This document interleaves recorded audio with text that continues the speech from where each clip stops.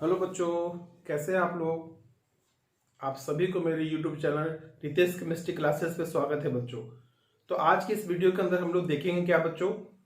तो हम बायोमोलिक्यूल के अंदर amino acid and protein start किए हैं बच्चों, जिसका कि एक लेक्चर आपको पिछली वीडियो में मिल चुका होगा। और हम आज दूसरा लेक्चर स्टार्ट कर रहे हैं उसी एमिनो एसिड और प्रोटीन के बारे में बच्चों।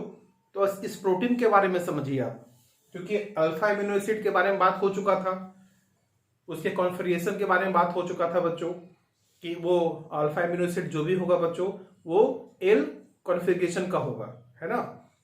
उस पर ड्यूटेरा आयंस होंगे, उसके अंदर जो है कि उसका जो कटायनिक पार्ट है, आयनिक पार्ट है, वो इक्विलिब्रियम में होगा। आइसोइलेक्ट्रिक पॉइंट के बारे में बात कर लिए थे बच्चों हम लोग। तो ये सारी बात हो चुकी है।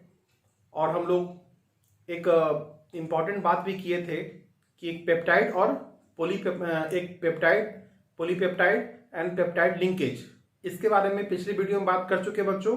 तो जरूर जाके देखिए उसको और समझिए वहां पर। यहां पर हम लोग पिछले वाले वीडियो से जो लास्ट किए थे वहां से स्टार्ट करेंगे बच्चों। यहां से आज वो क्या है कि हम पिछले वाले वीडियो में आपको बताए थे कि डाइपेप्टाइड क्या होता है बच्चों। तो जब दो अल्फा एमिनो एसिड्स कंबाइन होते हैं, एक दूसरे से जुड़ेगा और पेप्टाइड लिंकेज के थ्रू जुड़ेगा, एमाइड लिंकेज के थ्रू जुड़ेगा,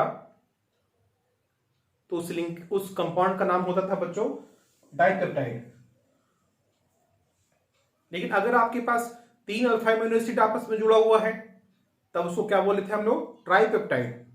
और ऐसा करके बहुत सारे अल्फा एमिनो एसिड्स जुड़ेंगे बच्चों, यानी कि लगभग 10 से ज्यादा अल्फा एमिनो एसिड जुड़ेंगे, तब वो क्या बन पाएगा, पॉलीपेप्टाइड, है ना। इस पॉलीपेप्टाइड के बारे में बहुत बार हम लोग बात करेंगे बच्चों। जब बहुत सारे अल्फा एमिनो एसिड्स आपस में जुड़ जाते हैं थ्रू द एमाइड लिंकेज, तब ऐसे कंपाउंड का नाम होता है पॉलीपेप्टाइड, है ना। बहुत सारे है ना, पॉली का मतलब समझाया था आप लोगों को। आज हम आपको बताने वाले प्रोटीन के बारे में,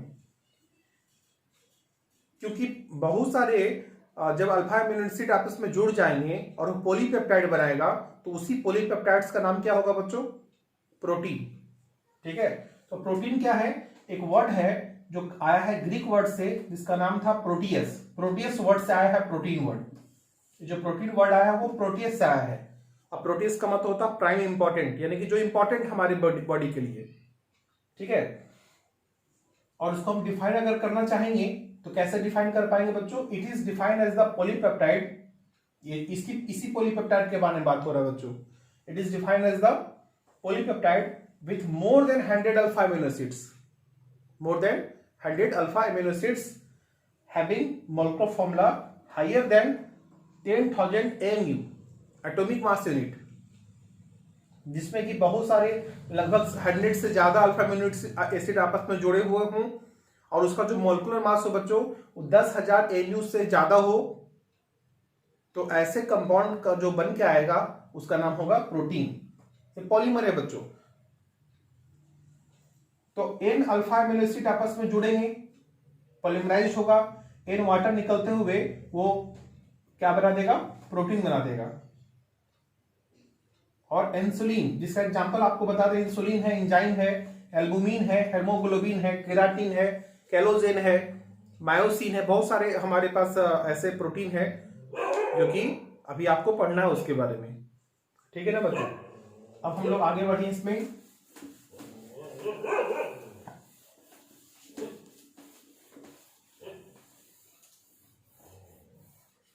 यहां पर देखें हम लोग क्लासिफिकेशन ऑफ प्रोटीन, इसके बारे में समझना बच्चों आज। क्लासिफिकेशन ऑफ प्रोटीन, प्रोटीन का जो क्लासिफिकेशन है उसके बारे में समझ ले हम लोग। तो ये दो बेसिस पे काम किया गया बच्चों। फर्स्ट दो हम आपको बता दें, on the basis of molecular shape, on the basis of molecular shape के आधार पर अगर डिसाइड किया जाए बच्चों, तो दो तरह का होता है। एक होता है फाइब्रस प्रोटीन और दूसरा होता है ग्लोबुलर प्रोटीन। लेकिन ये जो क्लासिफिकेशन किया गया बच्चों, वो पॉलीपेप्टाइड जो चेन होते हैं ना, जब बहुत सारे अल्फा अमीनो एसिड आपस में जुड़ जाएंगे तो एक पॉलीपेप्टाइड चेन बनाएगा। उस पॉलीपेप्टाइड चेन का जो शेप होता है, मॉलिक्यूलर शेप जो होता है, उसके आधार पर डिसाइड किया गया है कि उसका शेप कैसा है। तो अगर फाइब्रस हुआ, ग्लोबुलर हुआ, तो कैसे डिफाइन करेंगे दोनों को, कैसे क्लासिफिकेशन कर पाएंगे और कैसे डिफरेंशिएट कर पाएंगे, उसके बारे में जरा समझो बच्चों आप लोग। हम यहाँ पर हम आपको डिफरेंस के रूप में आपको बता रहे हैं। यहाँ पर एक हम लोग ले लेंगे फाइब्रस प्रोटीन और दूसरा लेंगे बच्चों हम लोग ग्लोबुलर प्रोटीन, है ना, ऐसा लेंगे हम लोग। क्योंकि आपके एनसीईआरटी में क्वेश्चन भी बच्चों कि what is the difference between the fibrous protein and the globular protein, तो उस डिफरेंस को हम यहां पर आपको इसी बोर्ड पर आपको बता दें। ठीक है, तो पहला कि फाइब्रस प्रोटीन में होता क्या है, तो इसमें आपको बता दें बच्चों, it is the protein in which polypeptide chains run parallel to each other,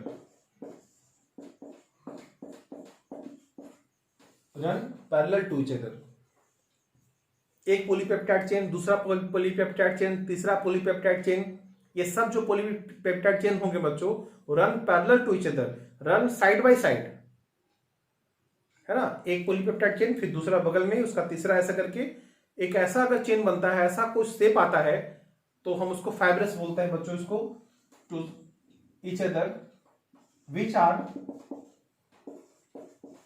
हेल्डेड by hydrogen bonding, helded by, जो कि एक दूसरे से जुड़ा होता है हाइड्रोजन बॉन्डिंग के द्वारा, एंड डाइसल्फाइड बॉन्ड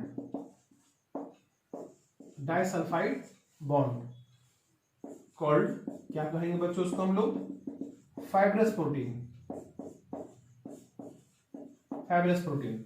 जैसे हम आपको एक पॉलीपेप्टाइड चेन ऐसा दिखाए बच्चों, एक दूसरा पॉलीपेप्टाइड चेन ऐसा दिखाए, एक तीसरा ऐसे दिखाए, चौथा ऐसा दिखाए, इस तरह से सब एक दूसरे से पैरेलल साइड बाय साइड चल रहा है। और यहां पर मान लो कि नाइट्रोजन का जो H है और यहां पर कार्बन का जो है बच्चों, यहां पर डबल बॉन्ड O है ना, तो इन दोनों के बीच में क्या लगेगा, ये नाइट्रोजन है, नाइट्रोजन एमिनो एसिड के अंदर जो होता है बच्चों, नाइट्रोजन के पास H होता है ना, तो वही H नाइट्रोजन का H दिखा रहे हैं यहाँ पर। और ये CO का जो है ना, CO जो एमाइड ग्रुप होता है, उसका जो C डबल बॉन्ड O है, उसका जो हाइड्रोजन, तो इस चेन के अंदर NH, तो H के पास यहाँ प्लस चार्ज, O के पास माइनस चार्ज, इन दोनों के बीच में क्या लग रहा है, हाइड्रोजन बॉन्डिंग। उसी तरह से यहाँ पर भी अगर देखेंगे तो यहाँ C डबल बॉन्ड O है, यहाँ NH है, तो इसके बीच में क्या लगेगा बच्चों, हाइड्रोजन बॉन्डिंग। अगर यहाँ पर NH दिखा रहे हैं हम लोग, तो यहाँ CO दिखाइए और हाइड्रोजन बॉन्डिंग लगाइए। तो आप ये समझ पा रहे होंगे, यहाँ पर अगर NH है, यहाँ पर CO होगा और इसके बीच में लगेगा हाइड्रोजन बॉन्डिंग, ऐसे करके ये सीट लाइक स्ट्रक्चर बनेगा बच्चों, है ना।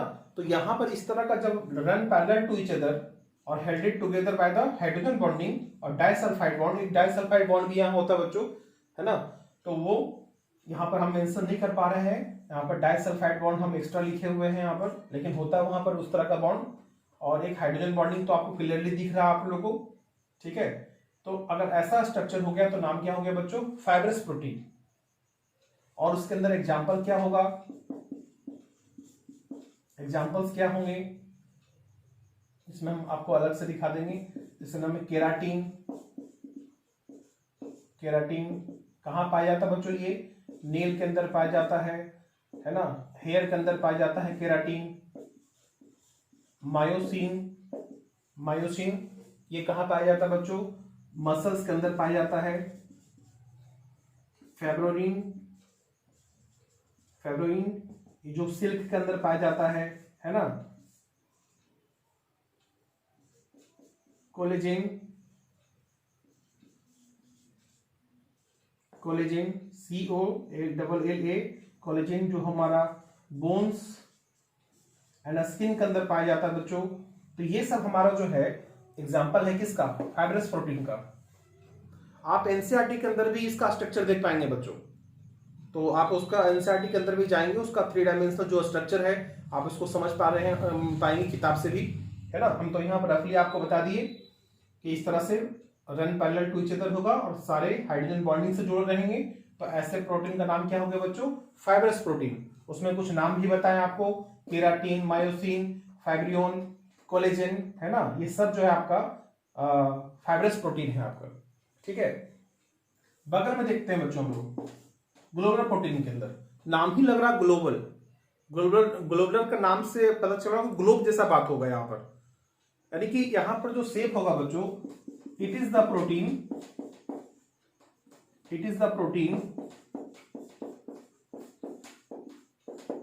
in which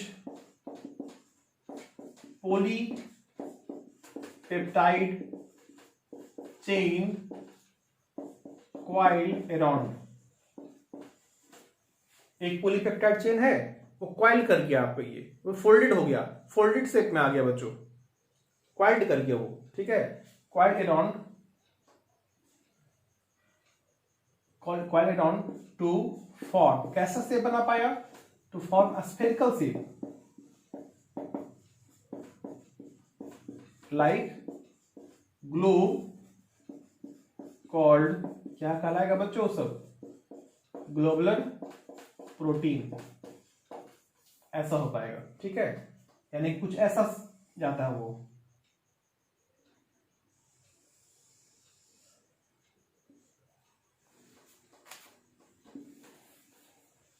कुछ ऐसा दिखाया आप लोगों को,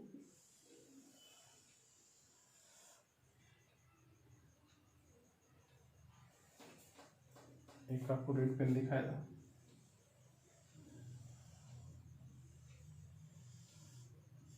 ऐसा करके जाएगा बच्चों ये, है ना, इस तरह से यहां पर आता है ये सब।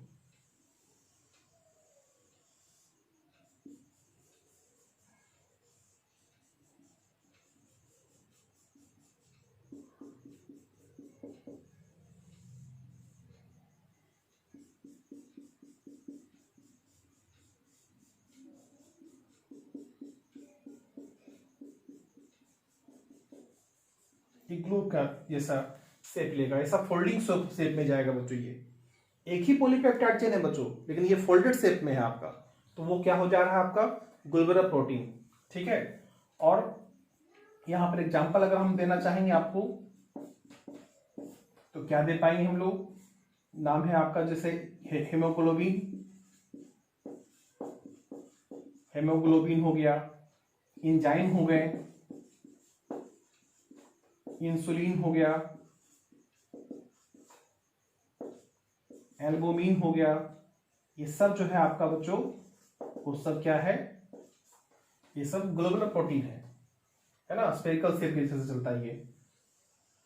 आप इसको दो स्ट्रैंड नहीं मानेंगे बच्चों, ये आपका एक ही स्ट्रैंड है जो इस तरह से दिखाया जा रहा है आप लोगों को, एक ही स्ट्रैंड है, एक ही हेलिक्स के जैसा स्ट्रक्चर अराउंड किया गया है आपको ये, ठीक है। तो जैसे मान लो यहाँ पर हमारा नाइट्रोजन का H होता होगा, है ना, तो यहाँ कार्बन का जब डबल बॉन्ड होगा, जब ये घूमेगा बच्चों तो एमाइड लिंकेज क्या होगा, जब एक अल्फा अमीनो एसिड का यूनिट जो है जब घूमेगा तो चौथा अल्फा अमीनो एसिड का जो CO ग्रुप होगा वो उसके सामने आ जाएगा, और उसकी वजह से यहाँ पर क्या लगेगा, हाइड्रोजन बॉन्डिंग। यह मान लीजिए फर्स्ट अल्फा अमीनो एसिड का नाइट्रोजन है, ठीक है, तो फर्स्ट यूनिट का मान लीजिए, तो यहां पर जाकर घूमकर क्या होगा बच्चों, चौथा फोर्थ अल्फा अमीनो एसिड का जो CO ग्रुप होगा वो उसके सामने आ जाएगा। ये यहां पर ऐसा हो गया, नाइट्रोजन का हाइड्रोजन हो गया यहां पर, और ये घूम रहा है ऐसे करके, ऐसे जाकर यहां पर जो जब जाएगा घूमते हुए, तो ये फोर्थ यूनिट जो अल्फा अमीनो एसिड का होगा उसका फोर्थ वाला जो होगा उसका CO ग्रुप इसके सामने आ जाएगा, जिसकी वजह से यहाँ पर दोनों में क्या लगने लगेगा, हाइड्रोजन बॉन्डिंग, और ऐसे ही करके घूमता जाएगा, वो घूमता जाएगा और स्टेबल होगा बाय द हाइड्रोजन बॉन्डिंग के द्वारा, ठीक है। तो ये सब ऐसा लिखता चला जाता है बच्चों। ये जैसे मान लीजिए यहाँ पे नाइट्रोजन का H होता होगा, तो यहाँ CO का ऐसा हो जाएगा, इसके बीच में हाइड्रोजन बॉन्डिंग लगेगा। तो आप इसका और भी फिगर आप लोग एनसीईआरटी किताब में जरूर देखेंगे, है ना। और भी आपके पास टेक्स्ट बुक होगा तो उसके अंदर भी जाके देखिएगा आप लोग। इस तरह से हो गया। ये तो हम पहला डिफरेंस दिए, और भी आपको बता रहे हैं।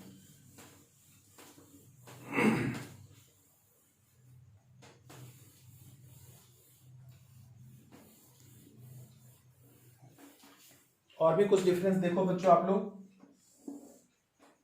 सेकंड में इनसॉल्युबल इन वाटर, ये जो प्रोटीन होता है बच्चों, ये पानी के अंदर क्या होता है, इनसॉल्युबल होता है। ये जो होता है ये सॉल्युबल इन वाटर होता है, ये सॉल्युबल इन वाटर होता है। नॉट एनी, नो एनी, इसके अंदर कोई, it have not any, not any biological activity बच्चों, बायोलॉजिकल एक्टिविटी। अब अभी देख पाए थे केराटिन के बारे में, जो कि आपके नेल्स और हेयर में पाया जाता है। तो आपको पता है कि अगर आप नेल्स भी काटे तो क्या आपको कुछ महसूस होता है, नहीं होता है, क्योंकि उसका बायोलॉजिकल एक्टिविटी है नहीं उसके अंदर। बाल टूट जाए, अगर आपको बाल को तोड़ेंगे तो कोई बायोलॉजिकल एक्टिविटी नहीं होगा, कोई आपको उसमें कोई फील नहीं होगा। तो ये सब उसकी बायोलॉजिकल एक्टिविटी नहीं होने की वजह से ऐसा होता है, ठीक है। और हम लोग यहां पर देख लें, इसके अंदर क्या होगा, इट हैव बायोलॉजिकल एक्टिविटी। जैसे हम आपको एंजाइम बताए थे बच्चों, एंजाइम। अब एंजाइम को अगर आप डिस्टर्ब करिएगा किसी भी तरीके से, को एंजाइम के द्वारा, है ना, इनहिबिटर के द्वारा, तो वो तो इफेक्टेड होगा और वो आपके बॉडी के अंदर कुछ बायोलॉजिकल चेंज लेके आएगा। लेकिन ये काम फाइब्रस प्रोटीन नहीं कर सकता है, क्योंकि इसके ग्लोबुलर प्रोटीन के पास बायोलॉजिकल एक्टिविटी होता है। बायोलॉजिकल एक्टिविटी बच्चों, it not undergo denaturation by a small change in pH and temperature of amino acid। अगर एमिनो एसिड का जो पीएच है बच्चों और उसका जो टेम्परेचर है, अगर आप उसको चेंज करेंगे तो इसके अंदर कोई डीनेचुरेशन नहीं होगा। अब कुछ बच्चे को समझ में नहीं आ रहा डीनेचुरेशन क्या है। तो डीनेचुरेशन एक ऐसा प्रोसेस होता है बच्चों जिसके द्वारा आप किसी भी प्रोटीन का जो बायोलॉजिकल प्रॉपर्टी है, उसका जो फिजिकल प्रॉपर्टी है, वो चेंज कर सकते हैं आप, बिना उसके केमिकल कंपोजिशन चेंज किए बिना, है ना। तो ऐसे प्रोसेस का नाम होता है डीनेचुरेशन। और वो डीनेचुरेशन होता कैसे है बच्चों, by the change their pH value, है ना, उसका टेम्परेचर, ये सब चेंज करके आप, या ये एमिनो एसिड का जो सीक्वेंस है उसको चेंज करके आप क्या कर सकते हैं, उसके अंदर डीनेचुरेशन कर सकते हैं। जैसे आप मिल्क से कर्ड बना दिए तो ये मिल्क का डीनेचुरेशन हुआ बच्चों, क्योंकि मिल्क के अंदर जो लैक्टोबैसिली नाम का जो बैक्टीरिया है, वो एंजाइम, वो जो एंजाइम है वो क्या करता है, वो जो है एक लैक्टिक एसिड का फॉर्मेशन करता है और वो मिल्क को कर्ड बनाने में काम करता है, ठीक है। बॉइलिंग ऑफ एग आप बॉइल किए होंगे कभी, आप देखते होंगे कि एग के अंदर जो लिक्विड्स होता है बच्चों, जब बॉइल करिएगा उसको, टेम्परेचर बढ़ाइएगा उसका, तो जो लिक्विड पार्ट होता है, ग्लोबुलर पार्ट होता है, वो एक हार्ड कंपोनेंट बन जाता है।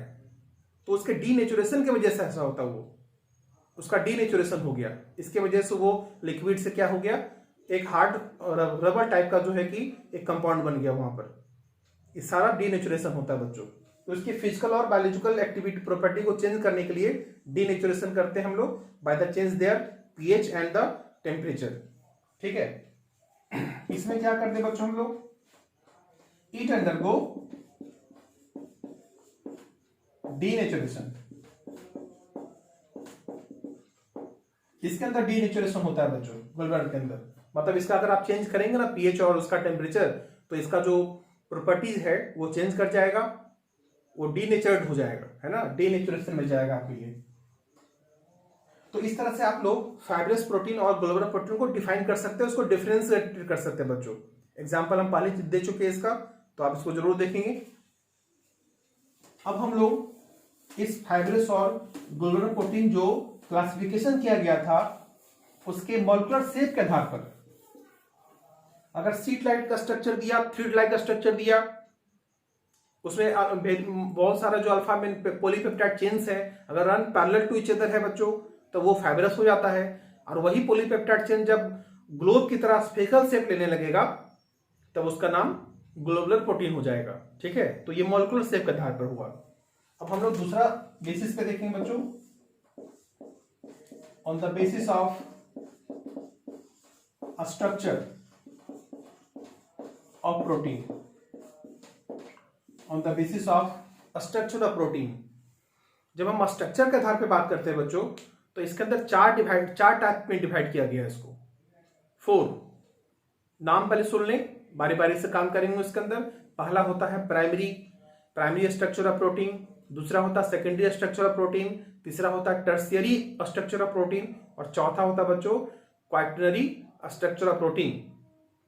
और जब आप प्राइमरी से क्वाaternary की तरफ जा रहे हैं बच्चों तो उसकी कॉम्प्लिकेशन धीरे धीरे बढ़ती जाएगी। यानी कि सबसे सिंपलेस्ट फॉर्म जो हो गया स्ट्रक्चर में, प्रोटीन का जो स्ट्रक्चर बनेगा उसका जो सबसे सिंपलेस्ट फॉर्म है उसका प्राइमरी स्ट्रक्चर बोल दिए हम लोग। और जो सबसे कॉम्प्लिकेटेड स्ट्रक्चर है प्रोटीन का उसका नाम क्या होगा बच्चों? क्वाaternary स्ट्रक्चर ऑफ प्रोटीन। ठीक है, तो हम लोग फर्स्ट में बात करते हैं primary structure of protein. Primary structure of protein बच्चों, जैसा कि हम पहले ही बता चुके हैं आपको कि ये सबसे सिंपलेस्ट फॉर्म होगा, तो हम इसको डिफाइन कैसे कर पाएंगे? It is the simplest structure of protein in which alpha amino acids linked to each other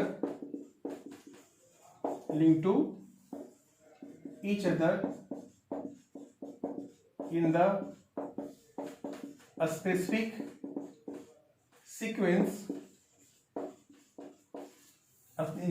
sequence to form polypeptide chain,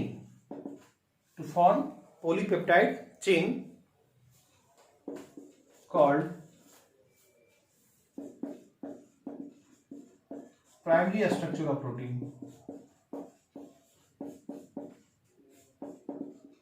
जैसे कि कुछ बच्चों दिखाते हैं आपको बच्चों, यहाँ पर ये तो सिंपलेस्ट स्ट्रक्चर ऑफ प्रोटीन हो गया जिसके अंदर कि बहुत सारे अल्फा अमीनो एसिड्स आपस में कंबाइन होंगे, लिंक्ड हो गए, एक दूसरे से जुड़ेंगे और इन द स्पेसिफिक सीक्वेंस में जुड़ेगा और एक लंबा पॉलीपेप्टाइड चेन बना देगा,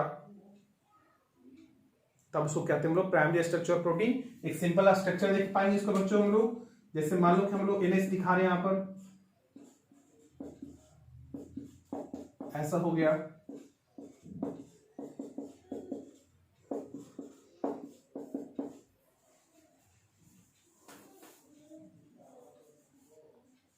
NH दिखा दिया हम लोग यहां पर, CH4 CO,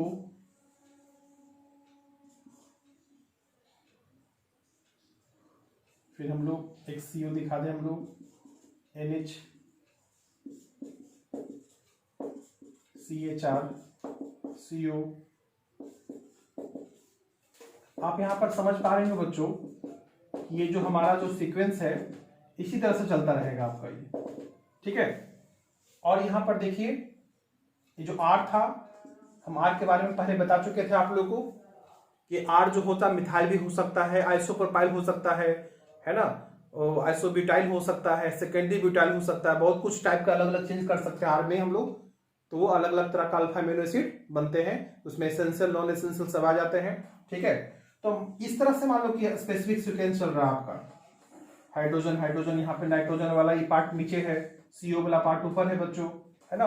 तो एक स्पेसिफिक सीक्वेंस बन के एक लंबा चेन बनेगा, इसको क्या बोलते हैं हम लोग? Primary structure of protein. ठीक है, इस तरह से हमारा, और ये आप लिंकेज देख रहे होंगे बच्चों, इस लिंकेज का नाम क्या है, पोली, ये इसका नाम होता है पेप्टाइड लिंकेज, या इसको क्या बोलते थे बच्चों हम लोग, एमाइड लिंकेज। ठीक है, इस तरह से बनता था वो। तो ये प्राइमरी स्ट्रक्चर बहुत ही सिंपल है, और हम आपको यहां पर ये भी बताना चाहेंगे कि अगर आप इस प्राइमरी स्ट्रक्चर ऑफ प्रोटीन के अंदर कहीं पर भी आप जो सीक्वेंस है उसमें अल्फा एमिनो एसिड का पोजीशन चेंज करते हैं आप, तो डिफरेंट प्रोटीन देने लगता है बच्चों, है ना। यहां पे हम लिख सकते हैं आपके लिए कि एनी चेंज, यहां पे लिख सकते हैं any change in the sequence of alpha amino acid in primary structure give different protein,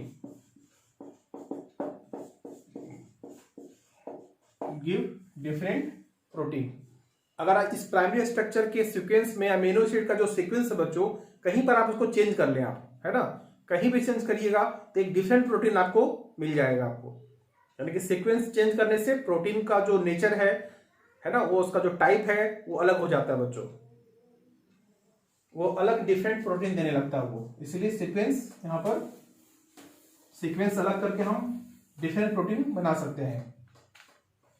अब हम दूसरा दिखाएंगे बच्चों आप लोगों को, दूसरा टाइप जो बोलते हैं हम लोग इसको, सेकेंड टाइप जो है स्ट्रक्चर के आधार पर, इसको बोलते हैं सेकेंडरी स्ट्रक्चर ऑफ प्रोटीन। इसमें क्या कर पाएंगे, क्या होगा, तो जरा प्राइमरी स्ट्रक्चर से कुछ आगे बढ़े, क्योंकि हम आपको पता है जैसे जैसे आप आगे बढ़ेंगे कॉम्प्लिकेशन बढ़ता जाएगा, उसके स्ट्रक्चर के अंदर कॉम्प्लिकेशन बढ़ता जाएगा। तो ये सेकेंडरी जब आ रहा है बच्चों, तो कहीं ना कहीं आपको प्राइमरी से ये ज्यादा कॉम्प्लिकेटेड होगा, है ना। तो यहां पर जरा समझेंगे इसको कि it is the protein in which, या structure of protein in which long polypeptide chains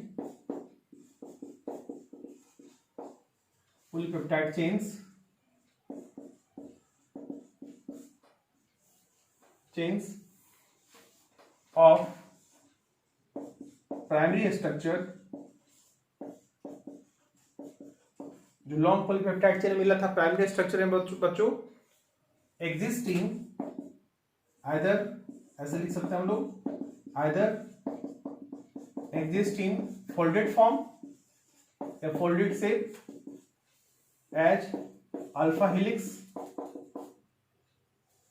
और देखो एग्जिस्ट कैसे कर रहे हैं बच्चों हम लोग, या तो वो एग्जिस्ट होगा, वो जो प्राइमरी स्ट्रक्चर ऑफ जो है, जो आपको पॉलीपेप्टाइड चेन बना पाया है, उसको अगर फोल्डेड शेप में लेके आ जाए तो भी वो सेकेंडरी स्ट्रक्चर कहलाता है बच्चों। या रन, जो पॉलीपेप्टाइड चेन्स होगा, रन साइड बाय साइड, या वो क्या करे, आपको रन साइड बाय साइड करे in a specific arrangement called secondary structure of protein.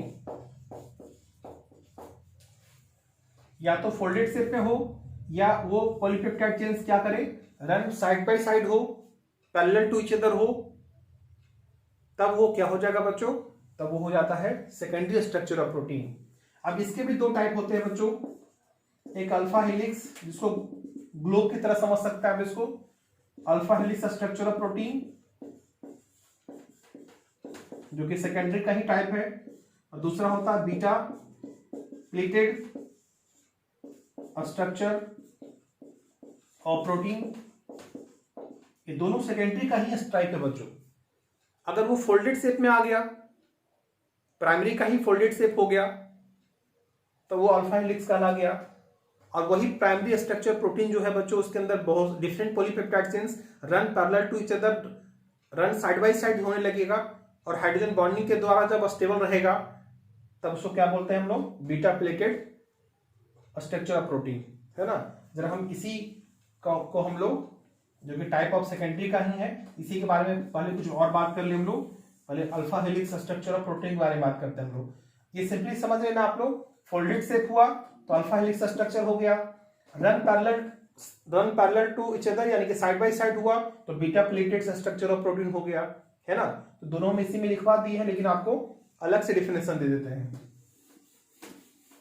अगर आपसे पूछा जाएगा बच्चों कि सेकेंडरी स्ट्रक्चर ऑफ प्रोटीन का कितना टाइप है, तो उसके दो टाइप होते हैं। एक का नाम हो गया alpha helix structure of protein, दूसरा नाम हो गया beta pleated structure of protein. तो जरा हम लोग alpha helix structure of protein के बारे में बात करें।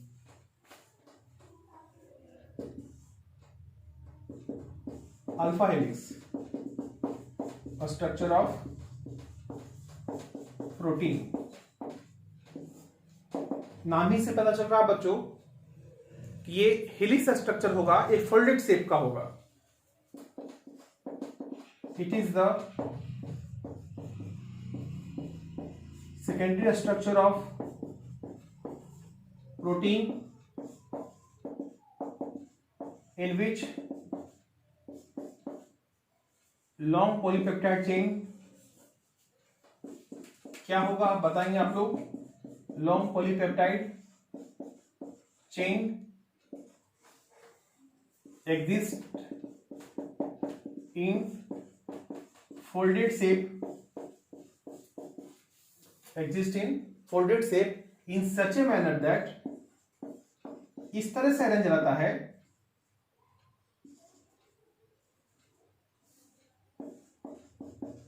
such a manner that, कैसा एग्जिस्ट रहता है, किस मैनर में रहता है वो, इस तरह से फोल्डेड क्या रहता है, that hydrogen bond form between, BW का मतलब बिटवीन समझेंगे आप लोग, between nitrogen of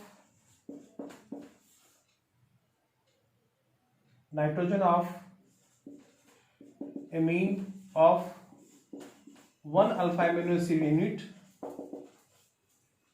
alpha amino acid unit with,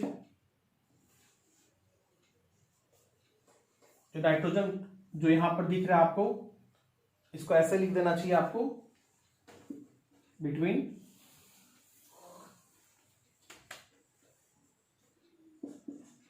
hydrogen of NH2 group of 1 unit of alpha amino acid, क्योंकि हाइड्रोजन बॉन्डिंग तो हाइड्रोजन के तो रहना चाहिए बच्चों, तो hydrogen of NH2 group of 1 unit of alpha amino acid with carbonyl oxygen, with carbonyl oxygen of 4th alpha amino acid unit.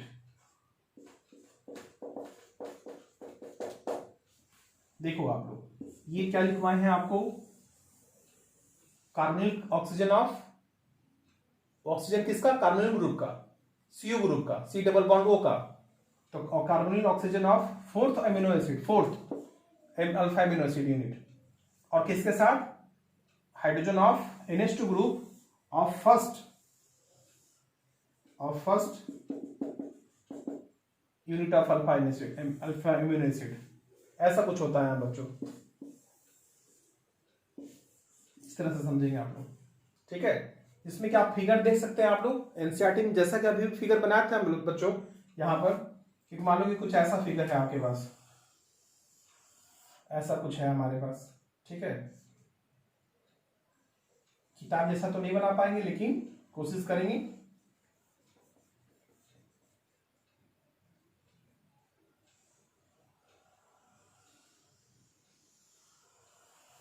ऐसा रहता आपको ये, है ना, जैसा कि बताए थे कि एक मान लो कि फर्स्ट एमिनो एसिड है, उसका जो ऐसा ग्रुप है नाइट्रोजन का, हाइड्रोजन यहाँ पर आ गया, तो हम इस तरह से आगे बढ़ते जाएंगे।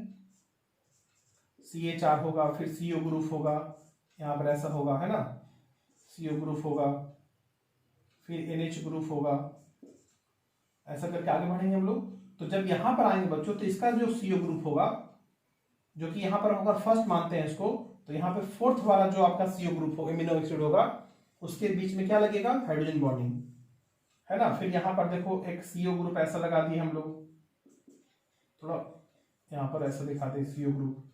तो यहाँ पर जो नाइट्रोजन होगा बच्चों, उसके बीच में लगेगा हाइड्रोजन बॉन्डिंग, ये वाला, है ना।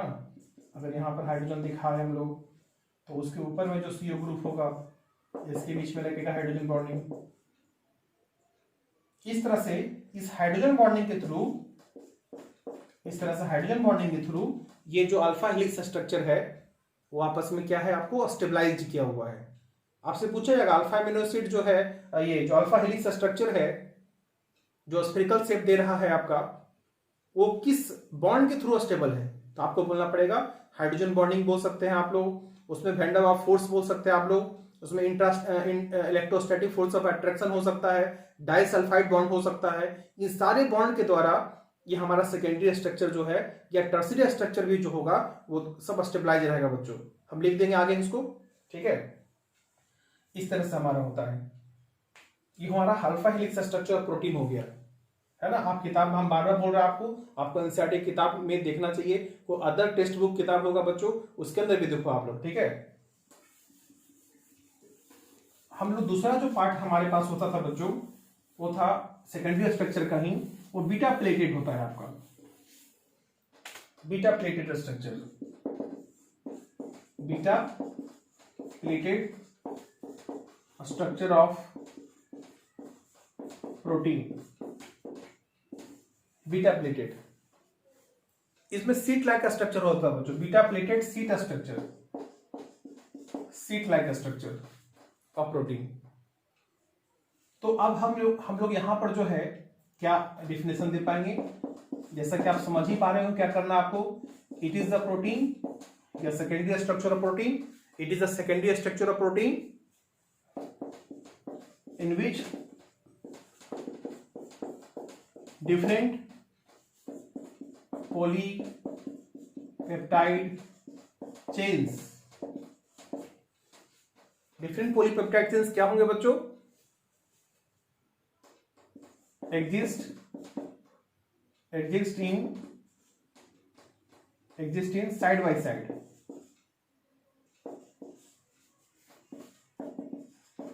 exist in side by side रहेगा वो, which are held together by hydrogen bonding called beta plated seat like structure,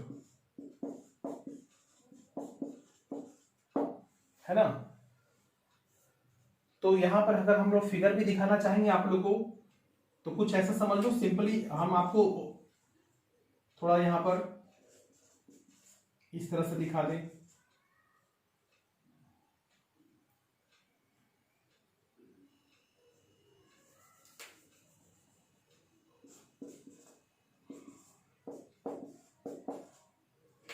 ये एच है बच्चों,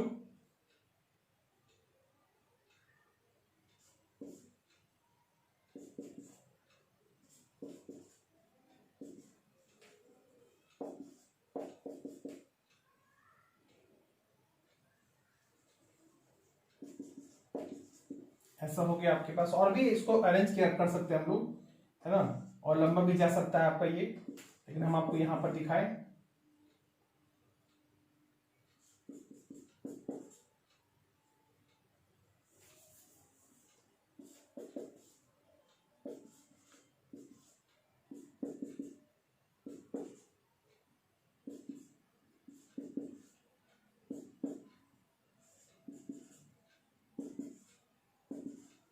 तो देखो इस सब के बीच में क्या लग रहा है, हाइड्रोजन बॉन्डिंग लगेगा, है ना। अगर यहां पर हाइड्रोजन दिखा दे हम लोग तो ऐसा हाइड्रोजन बॉन्डिंग लगेगा, हाइड्रोजन बॉन्डिंग लगेगा, और ऐसा आगे आगे चलता जाएगा बच्चों इस तरह से। तो ये सब आप देख रहे होंगे हम लोग कि ये जो हमारा एक पैरेलल चेन चल रहा है, पॉलीपेप्टाइड चेन, एक पॉलीपेप्टाइड चेन ये वाला है बच्चों, ये सब आपस में एक दूसरे से कैसे जुड़ रहा है, बाय द हाइड्रोजन बॉन्डिंग के द्वारा, ठीक है। इस तरह से हमारा होता है ये beta pleated switch like structure.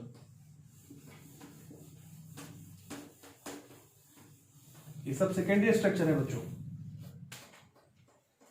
फिर अब हम लोग थर्ड पार्ट में बात कर लें, tertiary structure of protein.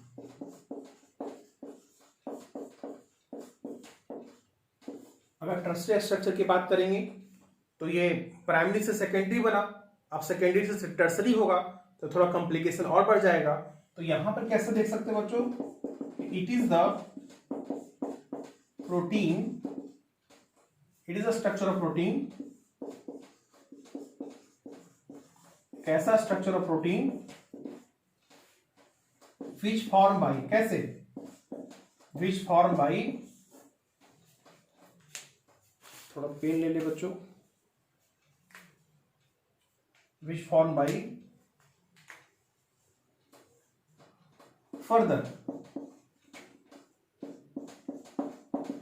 Which form by further folding of secondary structure of protein।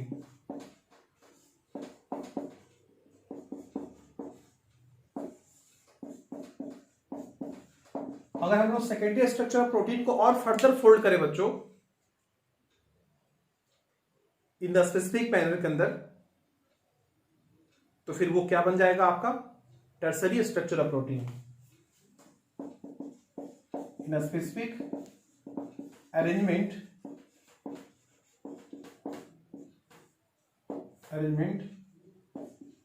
called tertiary structure of protein।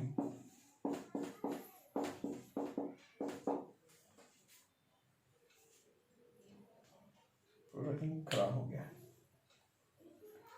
Second of protein. तो हम ये टर्सरी वाला जो बात किए बच्चों की, अगर हम सेकेंडरी स्ट्रक्चर को क्या करें हम लोग फर्दर फोल्डिंग करें तो हमारा टर्सरी बन जाता है। और यहां पर आपको याद रखना पड़ेगा कि in tertiary in 3 degree structure of protein, in 3 degree structure of protein both globular and fibrous molecular shape of protein contains yeast। इसके अंदर ग्लोबुलर तरह का भी शेप होता है बच्चों, इसके अंदर फाइब्रस तरह का शेप भी होता है। ये 3 डिग्री के अंदर ऐसा पाया जाएगा आपको, ठीक है। और हम आपको बता दें 2 डिग्री या 3 डिग्री स्ट्रक्चर ऑफ प्रोटीन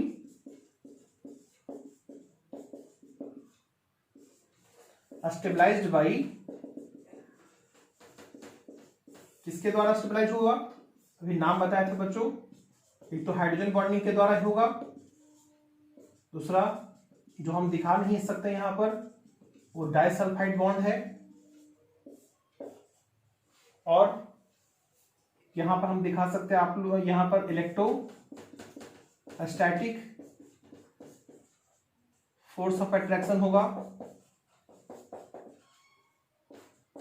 कुछ अल्काइल ग्रुप भी है बच्चों वहां पर, तो अल्काइल्स जो होता है नॉन पोलर होते हैं, उसके बीच में जो क्या लगेगा वेंडरवाल फोर्स लगेंगे। और आपको पता है कि जो एमिनो एसिड होगा बच्चों वो ड्यूटेरान के फॉर्म में होगा। जब ड्यूटेरान के फॉर्म में होगा तो उसके अंदर प्लस माइनस भी होगा, तो उसमें इलेक्ट्रोस्टैटिक फोर्स ऑफ अट्रैक्शन भी लगेगा। है ना, कि सारा जो है ना फोर्स, ये एक 2 डिग्री स्ट्रक्चर ऑफ प्रोटीन और 3 डिग्री स्ट्रक्चर ऑफ प्रोटीन को स्टेबलाइज करके रखता है बच्चों। ठीक है,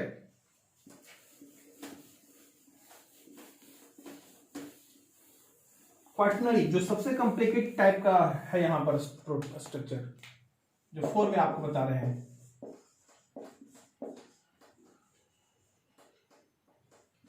quaternary structure of protein,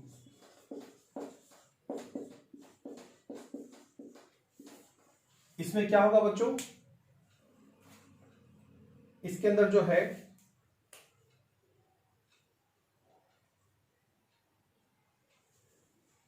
quaternary structure of protein के अंदर it is the most complicated structure of protein in which, इसमें होता क्या है बच्चों इसके अंदर, in which 2 or more than 2 polypeptide chains coil to each other, एक दूसरे से क्वाइल्ड करके आ जाएगा, और फोल्डिंग, फर्दर फोल्डिंग होगा। आप समझ लो कि टर्सरी का भी फोल्डिंग कर देंगे हम लोग, और साथ में 2-3 अलग अलग तरह का जो पॉलीपेप्टाइड चेन होगा वो भी आपस में क्वाइल्ड रहेगा बच्चों। यानी कि ये आपको जो कि बहुत ही कॉम्प्लिकेटेड स्ट्रक्चर हो जाता है, each other in a specific arrangement.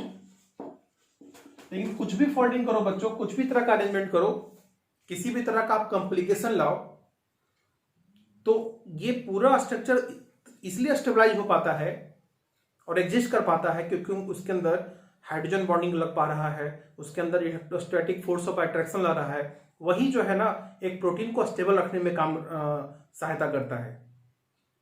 तो ऐसा नहीं कि फोल्डिंग कर दिए और क्वाइल्ड कर दिए तो अपने मन से कर दीजिएगा। क्वाइलिंग ऐसा ही होगा ताकि एक क्वाइल दूसरे क्वाइल के साथ में क्या करेगा, वो हाइड्रोजन बॉन्डिंग लगाते रहे, मैक्सिमम हाइड्रोजन बॉन्डिंग लगा पाए। ठीक है, और तभी स्टेबल रह पाएगा। तो उसको कहते हैं बच्चों क्वाटरनरी स्ट्रक्चर ऑफ प्रोटीन। ठीक है, इस तरह से हम लोग बता पाए। यहां पर समझ लो बच्चों, यहां पर जो है डीनेचुरेशन, नोट करके आपको बता रहे हैं यहां पर डीनेचुरेशन ऑफ प्रोटीन। ये टाइप खत्म हो गया बच्चों, on the basis of molecular ये स्ट्रक्चर ऑफ प्रोटीन ये खत्म हो गया। अब हम इसमें एक आपको इंपॉर्टेंट नोट आपको बता दें यहां पर, डीनेचुरेशन ऑफ प्रोटीन तो क्या है, इट इज द प्रोसेस, एक ऐसा प्रोसेस है in which physical and biological properties of protein can be changed by change without change their chemical composition।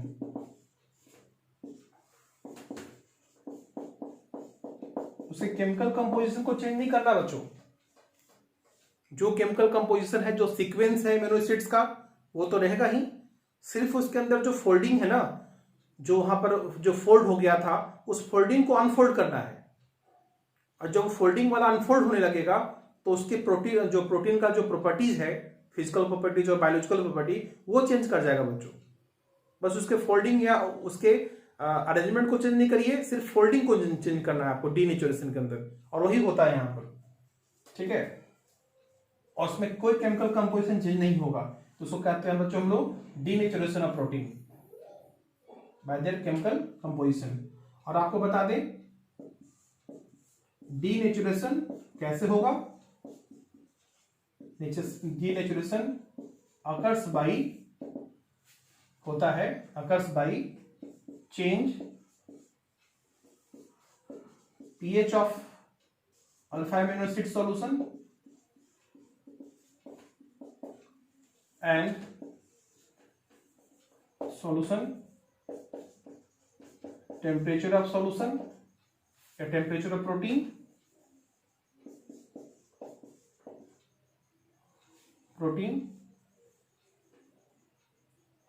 ATC. Temperature और ये जो पीएच है बच्चों, ये दोनों इंपॉर्टेंट है, उसके चेंज होने से आपका ये डीनेचुरेशन हो पाता है। ठीक है, और हम कुछ बता दें आपको यहां पर कि डीनेचुरेशन से स्ट्रक्चर पे क्या इफेक्ट पड़ता है। ड्यूरिंग डीनेचुरेशन, जब डीनेचुरेशन हो रहा होगा बच्चों, 1 degree structure of protein, structure of protein never be change. 1 degree structure में कोई चेंज नहीं आएगा बच्चों, डीनेचुरेशन के दौरान 1 डिग्री स्ट्रक्चर में कोई चेंज नहीं आएगा, but 2 degree and 3 degree structure of protein destroyed हो जाता है। मतलब जो 2 डिग्री में फोल्डिंग है, जो 3 डिग्री में फोल्डिंग है, वो फोल्डिंग सिर्फ अनफोल्ड होने लगता है, उसके वजह से ये डीनेचुरेशन होगा। लेकिन जो आपका सीक्वेंस है अमीनो एसिड्स का, उस सीक्वेंस में कोई चेंज नहीं होगा बच्चों, वो पॉलीपेप्टाइड चेंज रहेगा, लेकिन उसका जो फोल्डिंग था वो अनफोल्ड होने लगेगा। ये जो अनफोल्ड होगा वो फोल्डिंग भी होने लगेगा, तो भी आपका डीनेचुरेशन से उसका फिजिकल और बायोलॉजिकल प्रॉपर्टीज चेंज हो जाएगा। ठीक है, जिसमें कि कुछ एग्जांपल आपको बता दें। डीनेचुरेशन का कुछ एग्जांपल भी क्या दे सकते हैं बच्चों। बॉइलिंग ऑफ एग, अगर आप किसी जो बॉइल्ड एग नहीं होता है बच्चों, जो कच्चा एग होता है, उसके अंदर देखेंगे आप लोग कि उसके अंदर लिक्विड्स होते हैं, और वो लिक्विड ग्लोबुलर प्रोटीन है बच्चों। जब उसका टेम्परेचर बढ़ाइएगा, बॉइल करिएगा उसको, तो वो जो प्रोटीन का उसका डीनेचुरेशन होकर के वो एक सॉलिड तरह का आपको सब्सटेंस बन जाएगा। और वो सॉलिड तरह का जो सब्सटेंस है बच्चों, तो जो एग के अंदर वाटर होता है, उस लिक्विड के अंदर वाटर है बच्चों, वाटर है प्लस प्रोटीन है, तो प्रोटीन तो डीनेचुरेशन करके एक सॉलिड सब्सटेंस बना दिया, लेकिन पानी का तो डीनेचुरेशन हुआ नहीं, वो कहां चला गया।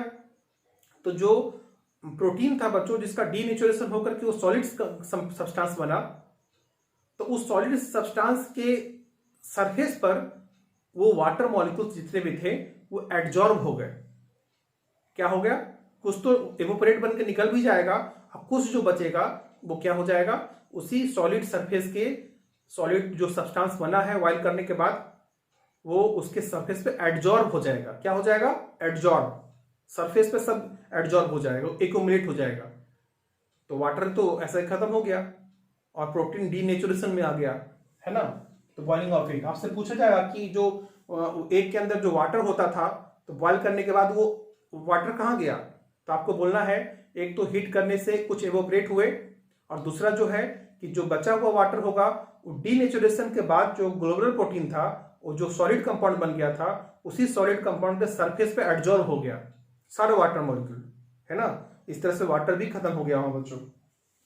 बॉइलिंग ऑफ एग हो गया, जैसे coagulation of milk.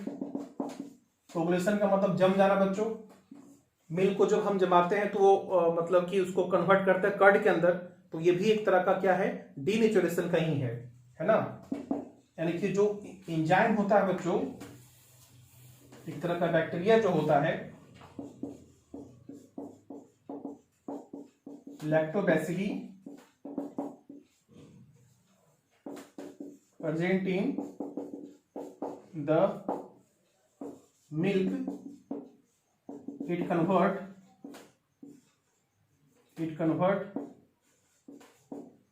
yeah, it form lactic acid, due to which